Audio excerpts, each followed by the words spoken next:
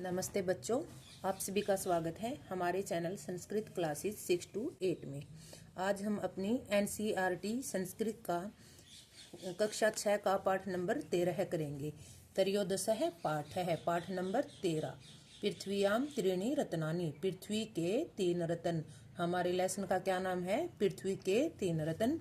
कि कौन कौन से हैं पृथ्वी के 3 रत्न, इन्हें जानने के लिए चलिए हम अपने लेसन को पढ़ते हैं।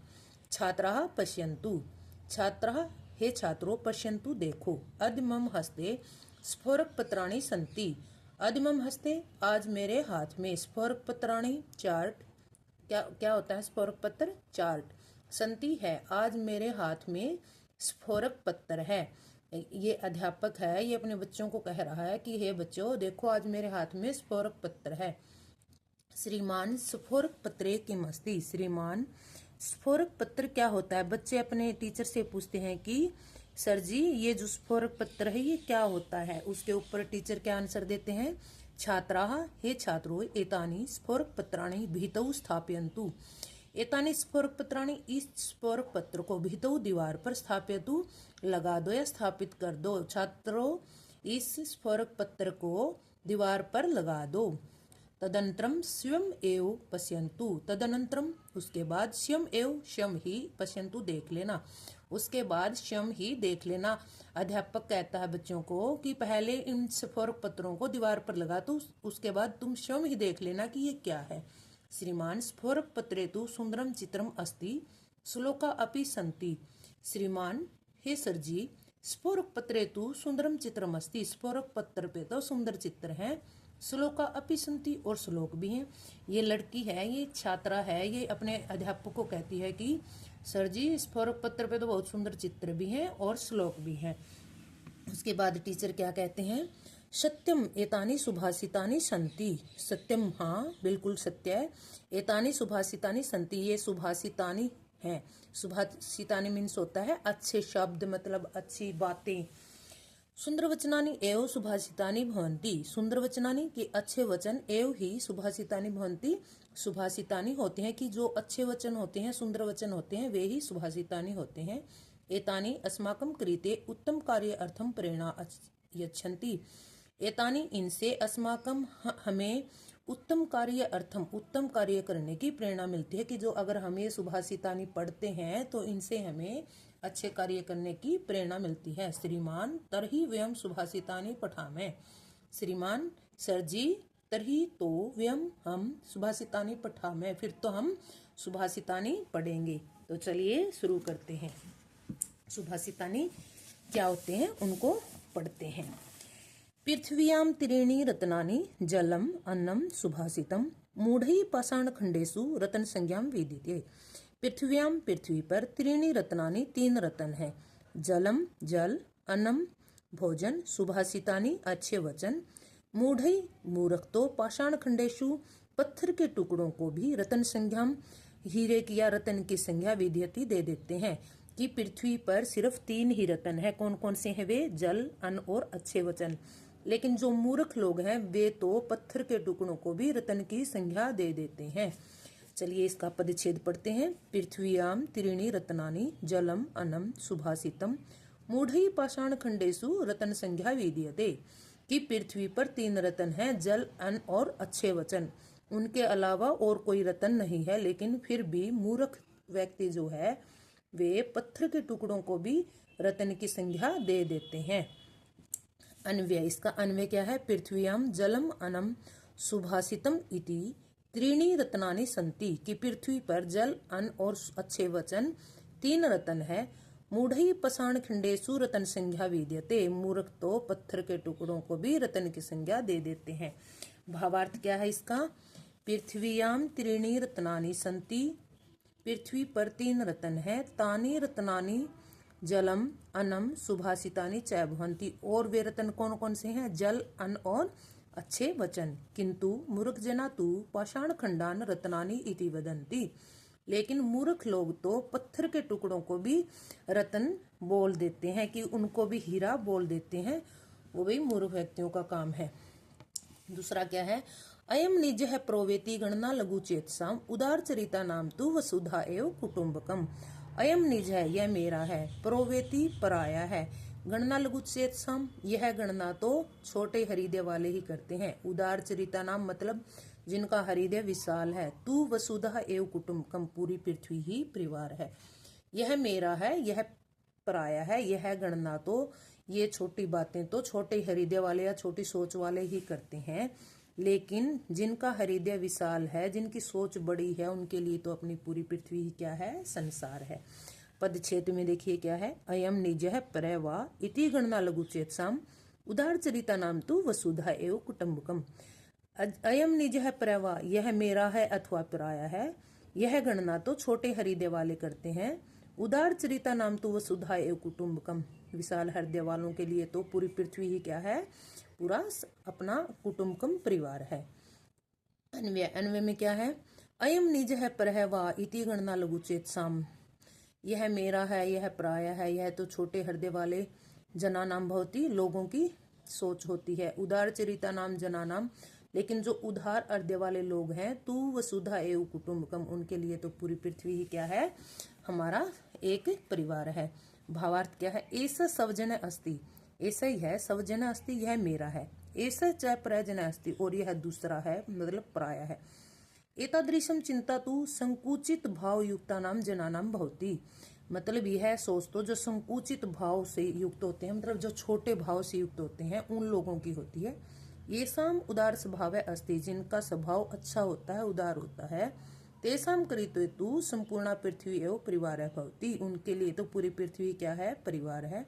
सर्वे जनामम परिवारस्य सदस्या सन्ति इति ते चिंत्यते, कि पूरी पृथ्वी ही मेरा परिवार है, ऐसा वे अच्छे हृदय वाले लोग सोचते हैं। आगे क्या है, उद्यमेन ही सिद्ध्यन्ति कार्याणि न मनोरथी न ही सुप्तस्य सिंहस्य प्रविशन्ति मुखे मरीगः। उद्यमेन ही सिद्ध्यन्ति कार्याणि, उद्यमेन ही परिश्रम से ही, सिद्ध्यन्ति कार्याणि कार्य सिद्ध होते हैं, न मनोरथी न कि मन से, न ही सुप्तस्य सिंहस्य, सुप्तस्य सोए हुए सिंहस्य शेर के, प्रविशन्ति प्रवेश कर सकता मुखे, मुख में मृगः शेर, की मेहनत करने से ही कार्य सिद्ध होते हैं, मनोरथ मन से नहीं होते। अगर देखो भाई, हम ये सोचें कि मैं पढ़ता तो हूँ नहीं, लेकिन हो जाएंगे पास, ऐसे हो जाएंगे, ऐसे तो नहीं होंगे। इसके लिए हमें क्या करनी पड़ेगी, पास होने के लिए पढ़ना पड़ेगा, मेहनत करनी पड़ेगी, तभी हमारे कार्य क्या होंगे, सिद्ध होंगे। कि सोए हुए शेर के मुंह में मृग प्रवेश नहीं कर सकता। अगर शेर शिकार ही नहीं करेगा तो हिरण पागल थोड़ा ही है कि उसके मुंह में आएगा। तो इसके लिए क्या करनी जरूरी है, मेहनत जरूरी है। तो हमें भी पास होने के लिए पढ़ना बहुत जरूरी है। पदच्छेद में क्या है, उद्यमेन ही सिद्ध्यन्ति कार्याणि न मनोरथी, कि परिश्रम से ही कार्य सिद्ध होते हैं, मन में सोचने से नहीं होते। न ही सुप्तस्य सिंहस्य प्रविशन्ति मुखे मृगा, क्योंकि सोए हुए शेर के मुंह में कभी भी हिरण प्रवेश नहीं करता। कार्याणि उद्यमेन ही सिद्ध्यन्ति, की कार्य परिश्रम से ही सिद्ध होते हैं, पूरे होते हैं, मनोरथ से नहीं। यथा मृगा स्वयं सुप्तस्य सिंहस्य मुखे न प्रवेशते, यथा जैसे हिरण स्वयं सोए हुए शेर के मुंह में प्रवेश नहीं करता, भाई वो क्यों जाएगा, मरना किसको पसंद है। भावार्थ, वयम यानी कार्याणि कुर्मः तानि केवलम इच्छाया न सिद्ध्यन्ति। वयम यानी कार्याणि कुर्मः, हम जब कोई भी कार्य करते हैं, केवल इच्छा से सिद्ध नहीं होते। कार्य से सिद्धर्थम परिश्रम, कार्य तो परिश्रम से सिद्ध होते हैं। सिंह यद्यपि शक्तिमान भवति, कि शेर जो है शक्तिमान मतलब ताकतवर होता है, तथापि आहारस्य करिते सह अपि परिश्रम कुर्वति, फिर भी वह अपने भोजन के लिए क्या करता है, परिश्रम करता है। सुप्तस्य सिंहस्य मुखे मृगास्यमेव न प्रविशन्ति, कि सोए हुए शेर के मुंह में हिरण अपने आप तो प्रवेश नहीं करता, उसके लिए तो उसको मेहनत करनी पड़ती है। इसी तरह भैया हमें भी मेहनत करनी चाहिए, बिना मेहनत के कुछ नहीं है। अभिवादनशीलस्य नित्यं वर्धोपसेवि विनय चत्वारि तस्य वर्धन्ते आयुर्विद्या यशोबलम। अभिवादनशीलस्य, जो मतलब अच्छे हृदय वाले हैं, अभिवादनशीलस्य कि जो विनम्र हैं, थोड़े साल हैं, नित्यम हमेशा, वर्धोपसेवि न बड़े बूढ़ों की सेवा करते हैं, चत्वारि तस्य वर्धन्ते, उनकी वर्धन्ते बढ़ती हैं, तस्य उनकी, चत्वारि ये चार चीजें कौन कौन सी हैं, आयु, विद्या, यश और बल। कि जो अच्छे हृदय वाले हैं, मतलब शील हृदय वाले हैं, और बड़े बूढ़ों की हमेशा सेवा करते हैं, उनकी ये 4 चीजें बढ़ती हैं, आयु, विद्या, यश और बल। पदच्छेद में क्या है? अभिवादनशीलस्य नित्यं वर्धोपसेविनः चत्वारि तस्य वर्धन्ते आयु, विद्या, यशो बलम। कि जो अच्छे हृदय वाले हैं, अभिवादनशील से मतलब शील स्वभाव वाले हैं और हमेशा बड़े बुजुर्गों की सेवा करते हैं, उनकी ये 4 चीजें बढ़ती हैं। कौन कौन सी हैं? आयु, विद्या, यश और बल। इसलिए हमें क्या करना चाहिए? हमेशा बड़े बुजुर्गों की सेवा करनी चाहिए। अन्वय में क्या है? तस्य नित्य अभिवादनशीलस्य विरिधोपसेविना आयु, विद्या, यश, बलम च इति चत्वारि वर्धन्ते। तस्य नित्यम अभिवादनशीलस्य कि जिनका जो मन है वो शील स्वभाव है, वृद्धोपसेविन है और बड़े बुजुर्गों की सेवा करते हैं, आयु, विद्या, यश और बल, ये 4 चीजें उन्हीं की बढ़ती हैं। भावार्थ में क्या है? यह जना सर्वदा वृद्धानाम ज्येष्ठानाम च सेवाम सम्मानम च करोति। कि जो लोग हमेशा बड़े बूढ़ों की, अपने से बड़ों की सेवा करते हैं और उनका सम्मान करते हैं, तथा चाहे तान सविन्यम प्रणमति और तान उनका शून्यम प्रणमति मतलब आदर से प्रणाम करते हैं, तस्य जनस्य है आयु, विद्या, यश, बल च वर्धन्ते। तो उनकी क्या बढ़ती है? उन लोगों की आयु, विद्या, यश और बल। तो इससे हमें क्या सीख मिलती है? कि हमें अपने बड़ों की भी सेवा करनी चाहिए, छोटों के साथ भी आदर से रहना चाहिए, हमेशा सबके साथ मिलजुल कर रहना चाहिए। उद्यमे साहसम धैर्यम बुद्धि शक्ति पराक्रम है सडेते यत्र वर्तन्ते तत्र देव सहाय करीते। उद्यम, साहस, धैर्य, बुद्धि, शक्ति, पराक्रम, ये जो 6 चीजें हैं, सड यत्र वर्तन्ते, ये जो 6 चीजें जहाँ पर हैं, तत्र देव सहाय करीते, वहां पर तो देवता भी सहायता करते हैं। कि जिस आदमी में, जिसमें भी ये 6 चीजें विद्यमान है, वहां पर तो देवता भी सहायता करते हैं उन लोगों की। तो पदच्छेद में क्या है? उद्यम, साहसम, धैर्यम, बुद्धि, शक्ति, पराक्रम है षड एते यत्र वर्तन्ते तत्र देव सहाय करीते। कि उद्यम जहाँ मेहनत है, साहस है, धैर्य है, बुद्धि, शक्ति और पराक्रम, जहाँ पर ये 6 चीजें विद्यमान है, वहां पर तो देवता खुद सहायता करते हैं। अन्वय में क्या है? यत्र उद्यम, जहाँ पर उद्यम मतलब अच्छा जो मेहनत करते हैं, साहस है, धैर्य है, बुद्धि, शक्ति, पराक्रम, ये 6 चीजें हैं, वहां देवता भी क्या करते हैं? सहायता करते हैं। भावार्थ क्या है? यह जना परिश्रमम करोति, यह जना जो लोग, परिश्रमम करोति परिश्रम करते हैं, साहसम करोति साहस करते हैं, धैर्यम धरती कि धैर्य रखते हैं, एकदम से अग्रेसिव नहीं होते, किसी पे गुस्सा नहीं करते, बुद्धे प्रयोगम करोति और अपनी बुद्धि का प्रयोग करते हैं, ना कि ऐसे ही कुछ भी बोल दें, बलशाली वर्तते और ताकतवर होते हैं, पराक्रमी च वर्तते और पराक्रमी भी होते हैं, तस्य कार्य परमेश्वर है अपि सहायता करोति, उनकी तो परमेश्वर मतलब भगवान भी खुद सहायता करते हैं। कि जो लोग परिश्रम करते हैं, साहसी होते हैं, धैर्य धरते हैं, बुद्धि का प्रयोग करते हैं, मतलब बलशाली होते हैं, जिनमें ये सब चीजें होती हैं, उनकी तो भगवान खुद सहायता करते हैं। विद्या ददाति विनयम, विनय ददाति पात्रताम, पात्रताम दम आपनोति, धनार्दम ततः सुखम। की विद्या क्या देती है? विनय देती है, विनय पात्रता देती है, पात्रता से हम क्या प्राप्त करते हैं? धनम, धन को प्राप्त करते हैं, और धन से क्या मिलता है? सुख मिलता है। पदच्छेद में क्या दिया गया है? विद्या ददाति विनयम, विद्या विनय देती है, विनयात याति पात्रताम, विनय से हमें पात्रता प्राप्त होती है, पात्रत्वात् धनम आपनोति और पात्रता से धन प्राप्त होता है, धनात् धर्मम तथा सुखम और धन से हमें सुख प्राप्त होता है। अन्वय में क्या दिया गया है? विद्या विनम ददाती, की विद्या विनय देती है, मनुष्य को क्या देती है? विद्या विनय देती है, विनयात पात्रता में आती और विनय से हमें क्या मिलती है? पात्रता मिलती है, पात्रता धनाम आपनोति, पात्रता से धन प्राप्त होता है, और धनात् धर्म तथा सुखम और धन से हमें सुख प्राप्त होता है, ये सब चीजें प्राप्त होती हैं। भावार्थ में क्या है? विद्या विनम ददाती, विद्या से विनय प्राप्त होता है, विनय कारण जन योग्यता प्राप्त होती और विनय के कारण लोग योग्यता प्राप्त करते हैं, योग्य जन सरलतया धनम अर्जति और जो लोग योग्य हैं वे सरलता से धन अर्जित कर लेते हैं, धनेन धर्मम आचरती, धन से हमें धर्म का आचरण होता है, धर्मस्य आचरण जन सुखम प्राप्ति, धर्म के आचरण से लोग सुख को प्राप्त करते हैं। अतः विद्या अवश्यमेव सुखम ददाति, इसलिए विद्या हमें सुख ही देती है। तो क्या समझ आया इससे कि जो कुछ भी है विद्या है, इसलिए हमें मन लगाकर हमेशा पढ़ाई करनी चाहिए। अपि स्वर्णमयी लंका न में लक्ष्मण रोचते, जन्य जन्म भूमिश्च स्वर्गादपि गृहसे। अपि भी स्वर्णमयी लंका, सोने की लंका, न मैं लक्ष्मण रोचते, कि हे लक्ष्मण, श्री राम लक्ष्मण को कहते हैं कि लंका चाहे सोने की है फिर भी मुझे यह पसंद नहीं है, क्योंकि जन्नी जन्म भूमिश्च स्वर्गाद अपि गृहसे, क्योंकि जन्नी जन्म भूमिश्च, जो जन्नी है जन्मभूमि, जो हमारी जन्मभूमि है, स्वर्गाद अपि स्वर्ग से भी गृह से प्रिय है, क्योंकि हमारी जन्मभूमि है, माता है, वह हमें स्वर्ग से भी प्रिय है। पदच्छेद में क्या है, अपि श्रवणमयी लंका न में लक्ष्मण रोचते, कि हे लक्ष्मण, लंका चाहे सोने की है फिर भी मुझे यह पसंद नहीं है, क्योंकि जन्नी जन्मभूमि चाहे स्वर्गाद अपि गृह से, जन्नी माता जन्मभूमि जो हमारी मातृभूमि है, चाह स्वर्गाद अपि गृह से, स्वर्ग से भी प्रिय होती है।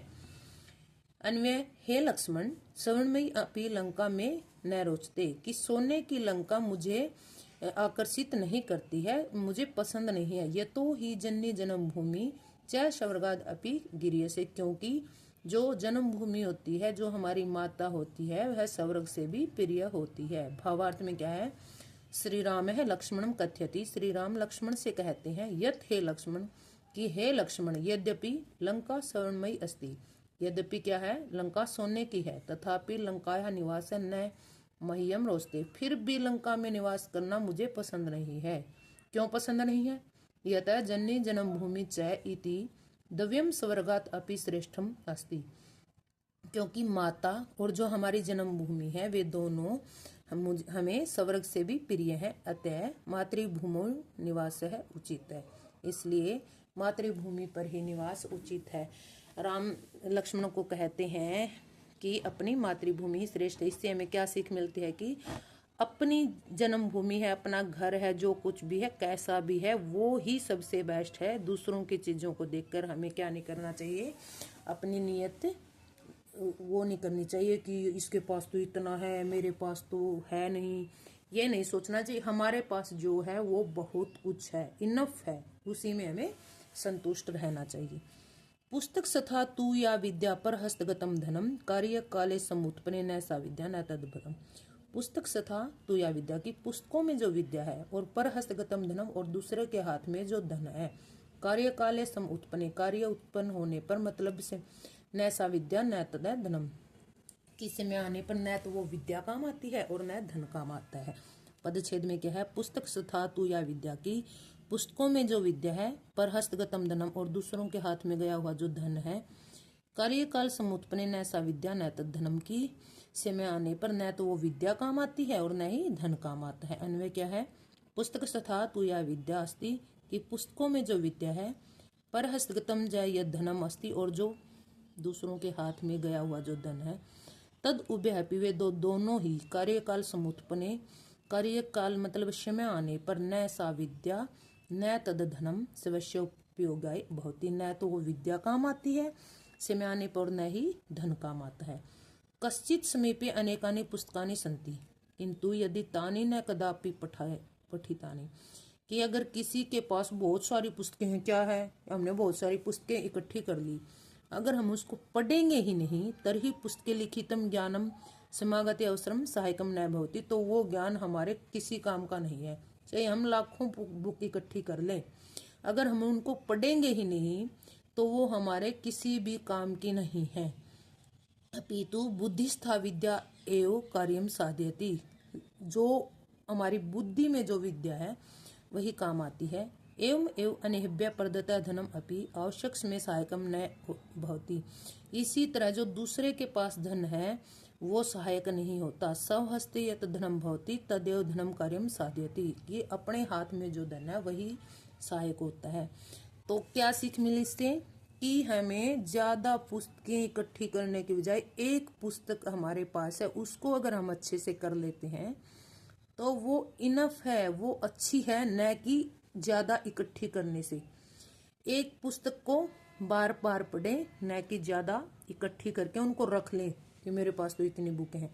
इसी तरह से दूसरे के धन से कोई काम नहीं चलता, हमारे पास जो है उसी में हमें खुश रहना चाहिए। तो आज का लेसन हमारा यहीं समाप्त होता है। आशा करती हूँ आपको समझ आया होगा। अगर समझ आए तो please like share and subscribe जरूर करें। Thank you.